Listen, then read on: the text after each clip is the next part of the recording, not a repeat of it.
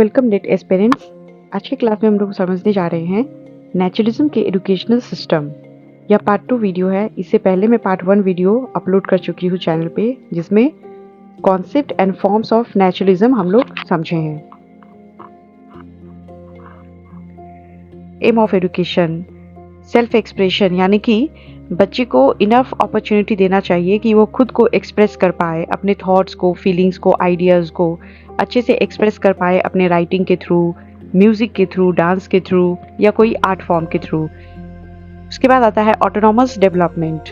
Autonomous development यानी कि बच्चे को डायरेक्ट एक्सपीरियंस का अपॉर्चुनिटी मिले, डायरेक्ट एक्सपीरियंस का मौका मिले, जहाँ से बच्चे डायरेक्ट चार्ज करें, रिस्पॉन्सिबिलिटीज़ ले अपने खुद के एक्टिविटी का, जहाँ पे बच्चे खुद से अपना गोल सेट करेंगे, अपने शेड्यूल को सेट करेंगे, अपने स्ट्रैटेजीज़ को चूज़ करेंगे, इवोल्यूशन प्रोसेस करेंगे, ताकि वो अपने प्रोग्रेस को एनालाइज कर पाए और अकॉर्डिंगली रेमेडियल क्लासेस या रेमेडियल चीज़ को अडॉप्ट कर सके। उसके बाद आता है चाइल्ड सेंट्रिक एजुकेशन, यानी कि बच्चे के नीड्स के हिसाब से उनको एजुकेशन प्रोवाइड करना। जैसे मान लीजिए कि जो बच्चा हैंडीकैप है या जो बच्चा डिसेबल है, तो उनके लिए वैसा टाइप का ही करिकुलम सेट करना पड़ेगा जिसमें उनको असिस्टिव टेक्नोलॉजी के थ्रू पढ़ाया जा सके।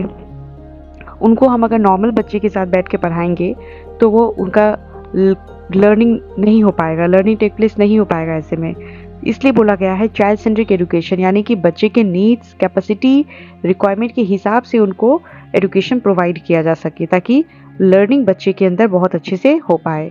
उसके बाद आता है अडेप्टेशन टू एनवायरनमेंट, यानी कि बच्चे जिस एनवायरनमेंट में पढ़ रहे हैं उनको उस एनवायरनमेंट में घुलने का मौका दिया जा सके, मौका देना चाहिए, ताकि बच्चे उस एनवायरनमेंट में घुल के खुद से सीख पाए, खुद से प्रॉब्लम में फंसे, उसको सॉल्व करे और वहाँ से आउटकम, वहाँ से बाहर आके उस चीज़ को वो सीख पाए।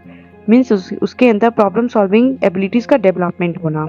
उसके बाद आता है करिकुलम। करिकुलम बोला है कि इसमें कोई फिक्स करिकुलम नहीं है। नेचुरलिज्म के हिसाब से कोई फिक्स करिकुलम नहीं है। चाइल्ड के जो needs, capacity, ability and tendencies हैं उनके हिसाब से करिकुलम को कंस्ट्रक्ट करना चाहिए। ये पूरी बुक इस नॉलेज को अपोज किए हैं। उनका कहना है कि बच्चे सेल्फ लर्निंग करें थ्रू एंगेज होके एक्टिविटी में, लर्निंग बाय डूइंग, यानी कि बच्चे एक्टिविटी में एंगेज होंगे या उस एंगेजमेंट के थ्रू वो कुछ एक्टिविटी से सीख पाएंगे। उसके बाद बोला गया है बच्चे को खुद एंगेजमेंट का अपॉर्चुनिटी मिले, बच्चे चीज़ों को ऑब्जर्व कर सके, उसके साथ वो घुल मिल सके, ताकि उसको एक्सपीरियंस गैदर हो सके और वो एक्सपीरियंस ही उनको गाइड करेंगे फर्दर लर्निंग में। उसके बाद आता है मेथड ऑफ टीचिंग। तो नेचुरलिज्म जो थे, यानी कि जीन जैक्विस रूसो, वो जो थे वो टोटली ट्रेडिशनल एजुकेशन सिस्टम के या ट्रेडिशनल टीचिंग मेथड के अगेंस्ट थे। उनका कहना था कि बच्चे को जितना ज़्यादा हम घुलने मिलने का मौका देंगे नेचर के साथ, बच्चा उतना अच्छा से सीख पाएंगे। उनको कोई एक्सटर्नल फोर्स या एक्सटर्नल असेसमेंट की रिक्वायरमेंट नहीं है। उनको बस एक अपॉर्चुनिटी चाहिए, एक सुजोग चाहिए, जिससे वह खुद को जान सकेंगे नेचर के साथ इंटरेक्ट करके, नेचर के साथ वो बॉन्ड क्रिएट करके, जिसके लिए उन्होंने कुछ मेथड्स ऑफ टीचिंग दिए हैं, जैसे कि लर्निंग बाय डूइंग, यानी बच्चे एक्टिविटी में एंगेज होंगे, वहाँ से वो सीखेंगे, समझेंगे और लर्निंग में मदद करेगा, ये चीज़ उनको फर्दर लर्निंग में हेल्पफुल रहेगा। तो लर्निंग बाय डूइंग है डायरेक्ट मेथड, यानी कि बच्चे को छोड़ दो नेचर के साथ, वो वहीं पे एंगेज होंगे, वहीं पे सीखेंगे, वहीं से फिर प्रॉब्लम में फंसेंगे, प्रॉब्लम को सॉल्व करेंगे, फिर वो एनालाइज करेंगे, जिससे उनका नॉलेज और इन्हांस होगा। फिर आता है ह्यूरिस्टिक मेथड। ह्यूरिस्टिक मेथड है जहाँ पे बच्चे को डिस्कवरीज, इनोवेशंस का, प्रॉब्लम सॉल्विंग का अपॉर्चुनिटीज़ मिलता है, जब वो बच्चे खुद ही अपने आप एक्टिविटी में फंस जाते हैं, एक्टिविटी में प्रॉब्लम में फंसते हैं और फिर उनको सॉल्व करते हैं। फिर आता है डिस्कवरी मेथड, इनोवेशंस, ऑब्जर्वेशन, यानी कि देख के सीखना, नेचर को ऑब्जर्व करो, नेचर बहुत कुछ बताता है जिसे देख के बच्चे सीख पाते हैं। फिर आता है एक्सकर्शन, यानी कि बच्चे को टूर पे, ट्रैवलिंग पे ले जाओ, जहाँ पे बच्चे सेंस, अपने 5 सेंस के द्वारा बहुत सारी चीज़ों को समझ पाएंगे, देख के, उसे टच करके, उसको ऑब्जर्व करके वो चीज़ों को अपने आप से एनालाइज करके उस नॉलेज को वो अपने आप में इनकलकेट कर पाएंगे। फिर आता है प्ले वे मेथड, यानी कि बच्चे को प्ले एक्टिविटी करने का मौका दिया जा सके। सेल्फ एफर्ट है, फिर को एडुकेशन है, learning through sense, yes definitely learning through sense, यानी कि बच्चे को 5 सेंस ऑर्गन ट्रेनिंग का बहुत ज़रूरत पड़ती है जब वो बच्चे छोटे होते हैं, ताकि बच्चे का जो इंद्रियां हैं जिनसे वह नॉलेज गैदर कर रहे हैं वो अच्छे से विकसित हो पाए। जब तक बच्चे का इंद्रियां विकसित नहीं होगा, बच्चे कभी भी लर्निंग को ठीक से नहीं अडेप्ट कर पाएंगे, कभी भी लर्निंग को ठीक से नहीं सीख पाएंगे। तो इसलिए लर्निंग थ्रू सेंस ऑर्गन बोला गया है। फिर है लर्निंग थ्रू पार्टिसिपेशन, यानी वही जो बोला गया है, नेचर में छोड़ दो, उनको पार्टिसिपेट करने दो नेचर के साथ, या फिर ग्रुप एक्टिविटीज़ जिसे हम लोग बोलते हैं, जहाँ बच्चे को ग्रुप में इन्वॉल्व करके ग्रुप में एक डिफरेंट ग्रुप्स बना के बच्चे को पार्टिसिपेशन के थ्रू सिखाया जाता है। एक ग्रुप बनाते हैं तो उसको एक असाइनमेंट दिया जाता है, प्रोजेक्ट दिया जाता है, फिर वो प्रोजेक्ट को सॉल्व करते हैं बच्चे, अपने आप से शेड्यूल रेडी करते हैं, उसको स्ट्रैटेजीज अडॉप्ट करते हैं, फिर जाके इवैल्यूएशंस लेते हैं, इवैल्यूएशंस आने के बाद प्रोग्रेस चेक करते हैं। तो ये सब चीज़ करके बच्चे जो है पार्टिसिपेशन के थ्रू एक दूसरे से कोऑपरेशन बोल सकते हैं, कोलैबोरेशन के थ्रू सीख पाते हैं। उसका था डेल्टन प्लान। डेल्टन प्लान यानी कि बच्चे को असाइनमेंट्स में सब्जेक्ट नहीं देके उनको सब्जेक्ट्स जो है वो असाइनमेंट फॉर्म में दिया जाए। बच्चे को पहले असाइनमेंट दिया जाए ताकि वो बच्चे जो हैं वो खुद से रिस्पॉन्सिबिलिटी उठा सके, खुद से अपना शेड्यूल रेडी कर सके, और शेड्यूल को बेस करके वो अपना असाइनमेंट कंप्लीट करे। एक बार जो असाइनमेंट कंप्लीट हो गया, फिर जाके उनको नेक्स्ट असाइनमेंट उनको दिया जाए। तो यहाँ पे पूरी बच्चे को ही एक्टिव रखने का बात किया गया है और टीचर को पैसिव रखने का बात किया गया है। उसके बाद आता है टीचर। टीचर जो है बोला गया है, टीचर का कोई सीन ही नहीं है यहाँ पे। टीचर को बोला गया है कि नेचर ही टीचर है, नेचर ही टीचर है। टीचर जो है बिहाइंड द सीन है, यानी कि टीचर का उतना इंपॉर्टेंस नहीं है जितना नेचर को है, क्योंकि नेचर में बच्चे सीख रहे, एक्टिवली एंगेज हो गए, बच्चे को वहाँ पे कोई बैरियर नहीं क्रिएट हो रहा, बच्चे जो है वहाँ पे किसी का इंटरफेरेंस नहीं हो रहा है, बच्चे अपने आप से सीख रहे हैं, अपने नेचर के हिसाब से वो अपने आप में अपना लर्निंग खुद हो रहा है उनका। इसलिए बोला टीचर जो है उनका कोई प्राइम रोल नहीं है यहाँ पे, टीचर बिहाइंड द सीन बोला गया है। टीचर जो होंगे वो अपना ऑथोरिटी या अपना जो डिमांड हो गया कभी भी स्टूडेंट के ऊपर नहीं थोप सकते, कभी भी उनके ऊपर अपना डिमांड को थोप नहीं सकते। उसके बाद है teachers as a observer, spectator and gardener who prepare conducive learning, यानी कि टीचर को बोला गया है कि टीचर्स जो होंगे वो जस्ट ऑब्जर्वर होंगे। स्टूडेंट एक्टिविटी में इन्वॉल्व है, वो क्या कर रहा है उसको ऑब्जर्व करने का काम टीचर का होगा। टीचर एज अ गार्डनर, यानी कि जैसे एक बगीचा में एक माली जो होता है फूल को देखता है कि फूल अच्छे से ग्रो हो रहा है या नहीं, ठीक ठाक उसको पोषण मिल रहा है या नहीं, ठीक ठाक वो कलर आ रहा है या नहीं, उनका जो देखभाल होता है वो गार्डनर करते। ठीक उसी तरीके से टीचर का काम भी यहाँ पे एक गार्डनर की तरह ही है। बच्चे जो है वह फूल है और टीचर जो है वो माली है, जो फूल को ग्रो करते हुए देखेगा, उसको हेल्प करेगा ग्रो करने में,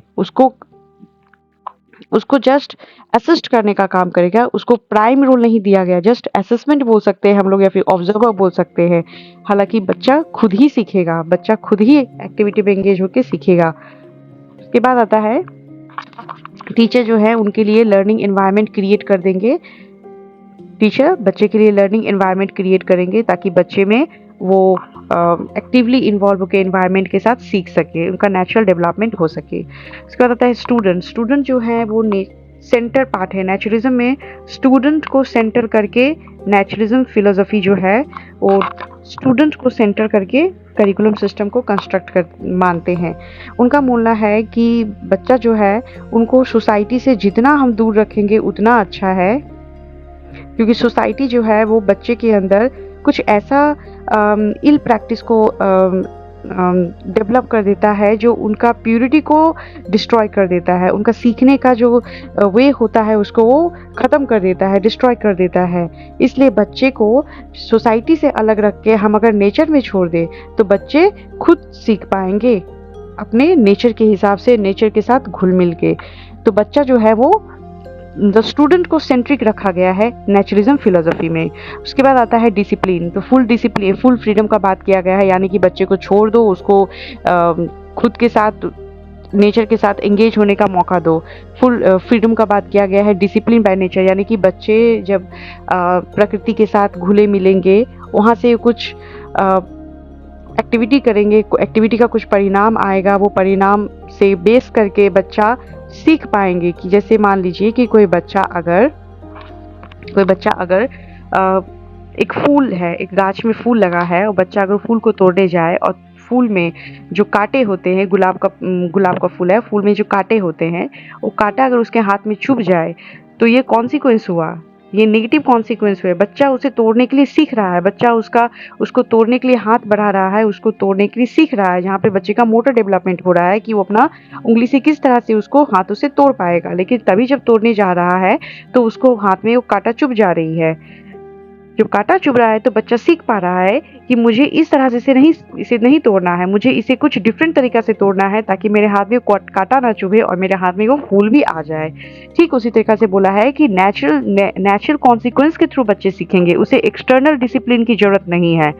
कुछ एक्सटर्नल, कुछ फोर्सफुली कुछ उसके ऊपर डाल के जो हम डिसिप्लिन सिखाएंगे, ऐसा की जरूरत नहीं है। बच्चे नेचुरल कॉन्सिक्वेंस के थ्रू ही उनके अंदर डिसिप्लिन डेवलप होगा और वो सीखेंगे। उसके बाद है नो पनिशमेंट, यानी कि कोई फिजिकल पनिशमेंट का बात नहीं किया गया है। बच्चे को full affection, love and care के थ्रू बच्चे को सिखाना है। जो भी चीज़ वो सीखेंगे, जो भी चीज़ में लर्निंग टेक प्लेस होगा, वो पूरा care and love and affection के साथ होगा। कोई फिजिकल पनिशमेंट का बात नहीं किया गया है इसमें। उसके बाद आता है स्कूल। जैसे पता है कि स्कूल जो है लिखा हुआ है जैसे कि कंप्लीटली फ्री, यानी कि स्कूल का कोई बात ही नहीं है। यहाँ पे स्कूल बोल के कोई चीज़ ही नहीं ये लोग बोले हैं। Flexible and without any rigidity, यानी कि स्कूल जो होगा वो कंप्लीटली फ्री होगा, फ्लेक्सिबल होगा, बिना कोई रिजिडिटी रुकावट का होगा। कोई रिजिडिटी नहीं, कोई डिसिप्लिन नहीं, कोई टाइम टेबल नहीं, कुछ भी नॉलेज जो है थोपा नहीं जाएगा बच्चे के ऊपर। कोई पनिशमेंट नहीं, फिजिकल कोई पनिशमेंट नहीं होना चाहिए, ना ही कोई एग्जामिनेशन सिस्टम होना चाहिए। माने कि पूरा एकदम छोड़ दो, ऐसा छोड़ दो। बच्चे सीखेंगे अपने हिसाब से सीखेंगे, कोई उनकी प्रेशर नहीं है, कोई भी चीज़ को लेके उनको ऊपर कोई बर्डन नहीं किया जाएगा। तो ये है पूरा एजुकेशनल कॉन्सेप्ट नेचुरलिज्म के। नेक्स्ट वीडियो में हम लोग नया टॉपिक के साथ मिलते हैं, तब तक के लिए बाय।